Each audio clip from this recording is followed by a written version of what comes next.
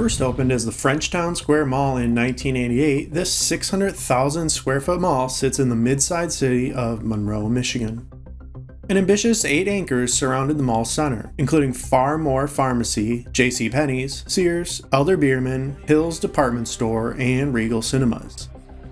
The mall's first few years would see Hill's vacate and replaced with Target, Far More replaced by an Elder Beerman edition, as well as editions of Office Max and Old Navy.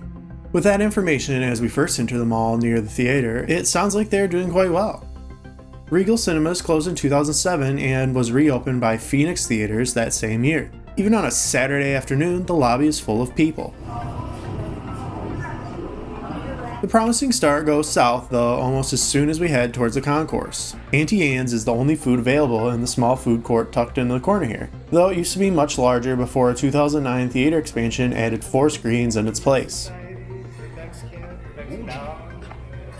Next to the food court, we find most stores open, though the large anchor store of Elder Beerman is a telltale sign of what is to come. While the department store and the home stores were rebranded to Harson's in 2009 before part of a nationwide chain closing shuttered them in 2018.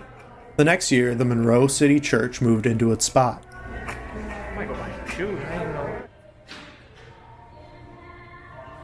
The aughts decade would prove to be a downfall for the mall.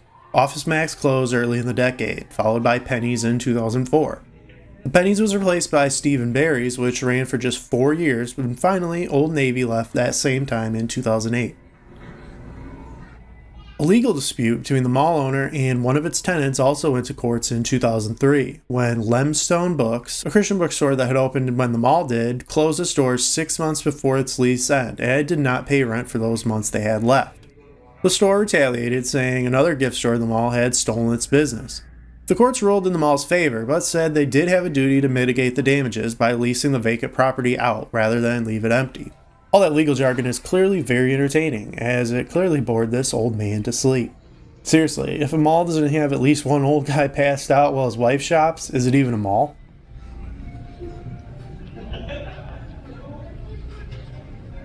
The former Penny's location was reopened into an expo center for a few years before turning into craft store Pat Caton's in 2014. They closed in 2019, and from what I can tell, they were the last store in this section of the mall.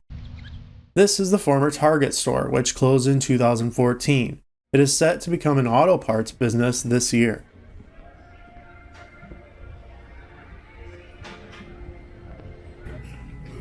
That's probably how it said no access after 7 p.m. so the bad kids can't come down here. By the end of the aughts, the mall knew it needed some serious help. $2 million were pumped into renovations in 2009 and it was renamed to the Mall of Monroe. They also began some events to drum up visitors, with a Black Friday balloon drop with $10,000 worth of gift cards, as well as signing events for teen idol actors James Maslow, Nathan Kress, and Bella Thorne.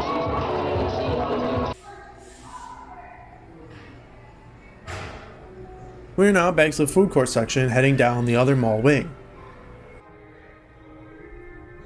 Down this nondescript wing, and very much on its own, is the Planet Fitness, which opened in the old Office Max. Across the concourse, one can't help but being drawn to the Ulek Arcade, opened in 2021. It is operated by a family that owns a laser engraving business, which also sells pinball and arcade parts.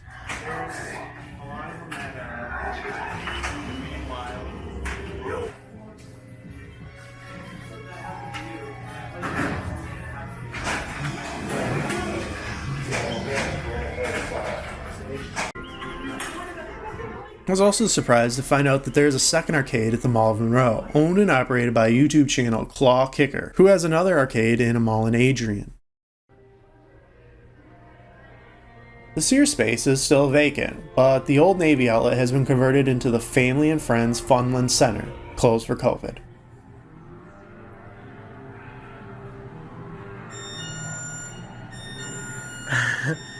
It senses that I'm right here.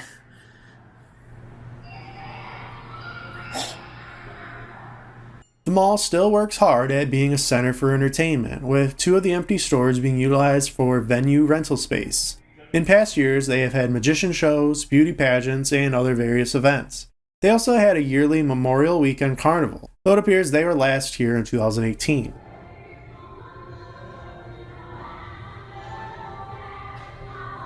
Two weeks after this video was filmed, the mall entered into headlines when 50-year-old Michael Clifton opened fire on two people exiting from the Phoenix theaters before fleeing. He was chased across state lines to Toledo before he held a gun to his head. After turning it on police, they fired 53 rounds into him.